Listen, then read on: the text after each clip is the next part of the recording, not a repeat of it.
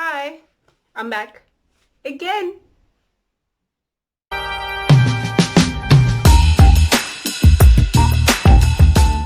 it's Memories Monday. Yay!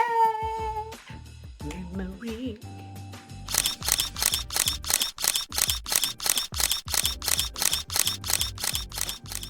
So today I'm doing a lovely story for you guys.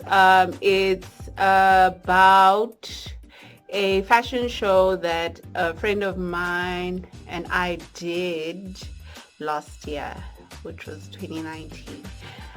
And we did it in August. So that's basically why I'm doing this Memories Monday.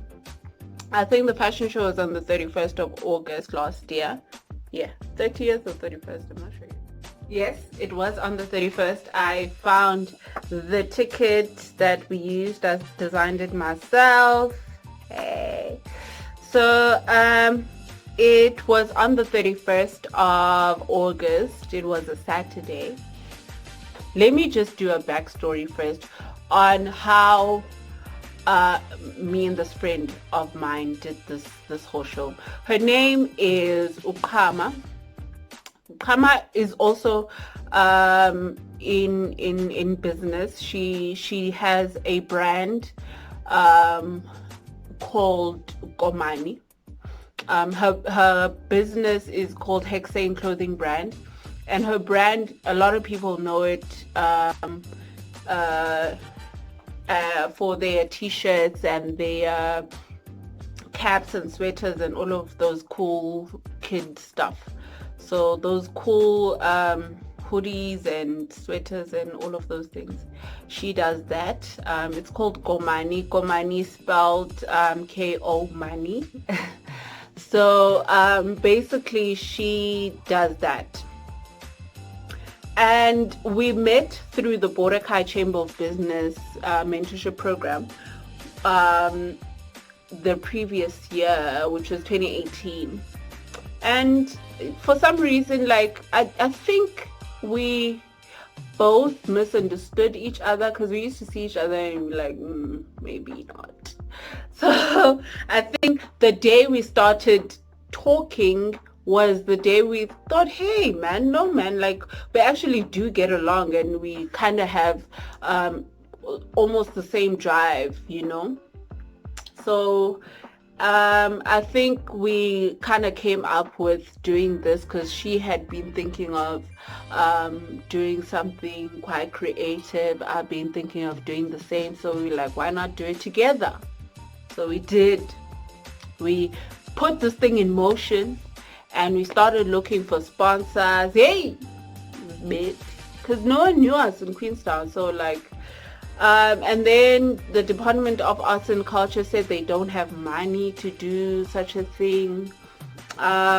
We went to Chris Hani District Municipality. That was a bust because I don't know what was going on, because we went there, had our proposal. They liked it, but then they disappeared for some reason at some point. So we went solo. We got sponsorship from Boston and Boston College and Bert Strauss Center, where we did the show. They gave us the venue for free, guys. Imagine. Like two rookies not knowing anything, they gave us this venue. And Umfundisi Fritters, Umfundisi is a I'm not sure, is it like a supermarket and like a warehouse? I don't know what that place is, but anyway, they gave us some sponsorship as well. And we got donations from a couple of people around town to just make it to to do the show. I must tell you, we at some point while we were doing the show, while we were preparing for the show, we didn't think it was going to go anywhere because things were looking bleak, guys. It was looking awful. And we're like, hey, but we're not stopping. We have to do it, because if we don't do it, then what's the point? So we decided we're gonna do this thing, raining or not, whether there are 10 people or 2 people, whatever, as long as there is a record of us doing this thing, because we've been planning for a couple of months and trying to do this by ourselves. First of all, we were preparing the venue by ourselves, preparing the clothing by ourselves. Well, Ukama doesn't sew, so I had to do the sewing. We didn't sleep for a long time. And you know what I appreciate about her is that she stayed up with me when I needed to stay up and sew the whole time. She wasn't like, hey, so let me just go to bed.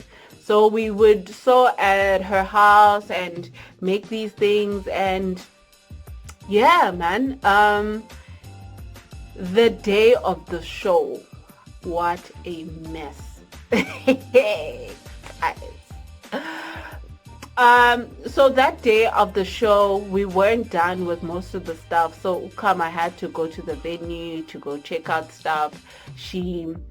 I had to do like the last rehearsal with models, because we were doing the choreography with the models. I had to teach the models to walk throughout the weeks, and the sequence, everything, all of that, right? Now, Okama is gone. She went to the venue the day of the show in the morning, and our setup is not working. Because the thing is, our venue was it's a shopping center, so we had to wait for the shops to close in order for us to set up, because we were gonna disturb business. So the the setup was not working, and she called me, and I'm like, that word, the F word. I was like, oh no. So she came up with like a cool plan on how to do things, and it actually worked out. So when we got there, yay, we were just there to just get the venue over. I think there were around probably like 20-30 people there. Not a lot of people, but I was happy that there were people. I was so happy that there were people.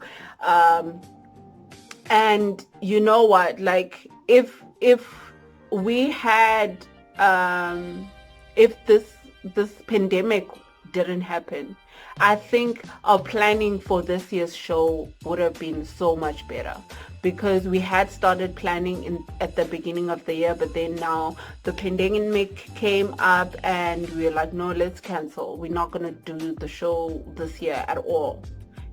Because we want it to be something that is continuous, right? So the people that were there were actually surprised by our work and how much work we put in and all of that. And also remember the episode I did with Lisa, her bags were our accessories for the show. So this year we wanted to have like something different and have other designers showcase. Instead of us or with us, we weren't sure yet. I think that's what we're gonna do next year. So yeah, that's the story of our fashion show. It was so hard, guys. I think what we learned from this is that we need to have a team when we are taking up something so big. As much as it was a small fashion show, but it was big. It was big for 2 designers to just think they could do everything from PR to to the designing. I think we were in over our heads, but I'm glad that we went through all of that and we went through it. we went through with it and we actually did the show. Because I know a lot of people would have said, nah, let's cancel. You know, I'm glad that we did it and we saw our mistakes. And now when we do the next one, we know exactly how to do it, who to get on board to do it, and all of these things. It was a big learning curve. I am grateful for that. And I'm grateful for the people who bought tickets and who came. And those who bought tickets and didn't come, they just bought tickets to support. People who were out of town, people who were in different places.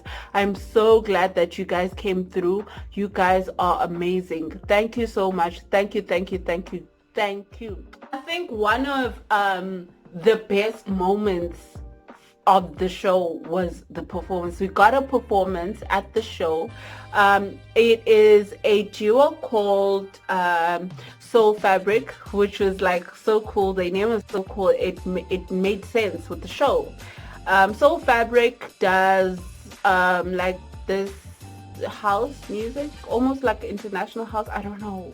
Sorry guys, don't know. But like cool music. I'll put their link to their Facebook on the description, and also yeah man, like those guys are, they're from here in Queenstown. If you want to get a hold of them for shows and all of that, let me know. I will let them know to let you know what's good. So here's a video of the show. It's like a short clip of the show and what we did on the night. I hope you enjoyed this episode. Thank you so much for watching, and I will see you next time. Also, don't forget to subscribe and like and comment and do the right thing.